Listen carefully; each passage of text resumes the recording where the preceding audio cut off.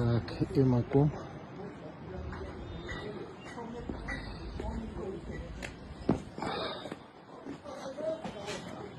Emil Özü da geldi.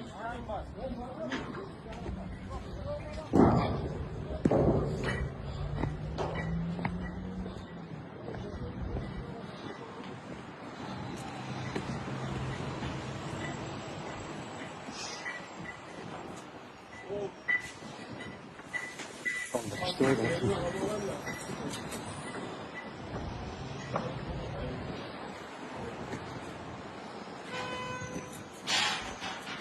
Qanday oğlum yaxshimi? Va alaykum assalom.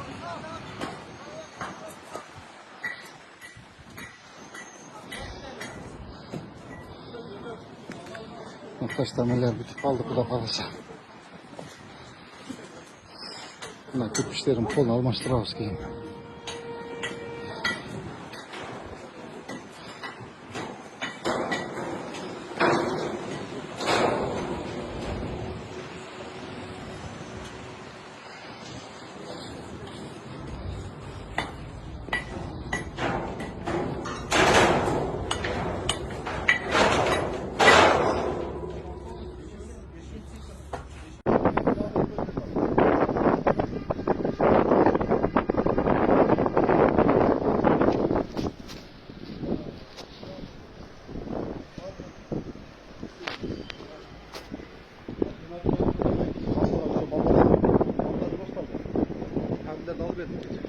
Müyötten al verdim. Müyötten hani rakısa fark ettim. Müyöt algıladı.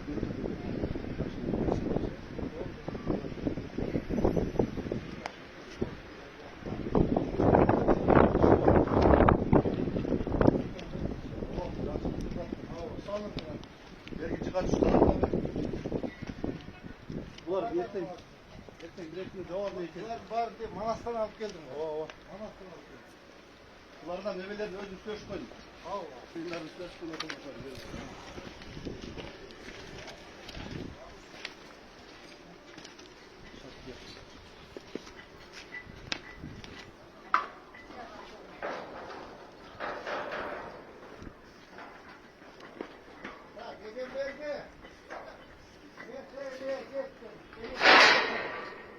Sen katılıver.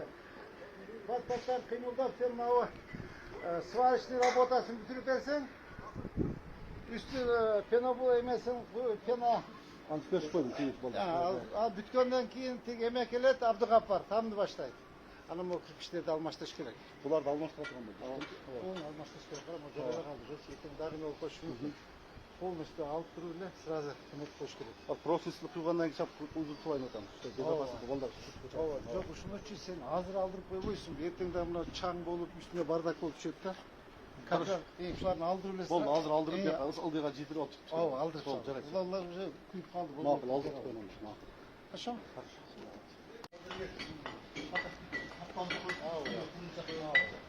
Onu yaptırıp ama o tekesini daha bir şey yaptırır. Güzel de alınmazsa. Daha ulukta olan kasattı.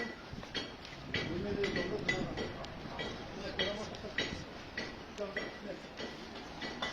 o Mehmet Bey parapetini koyuyordu bu. O da parapetler. Parapetini koyuyordu.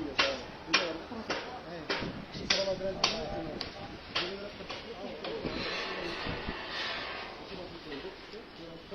Sonrasında sünnetin içine kırarak sürdüm. Lazına baktık.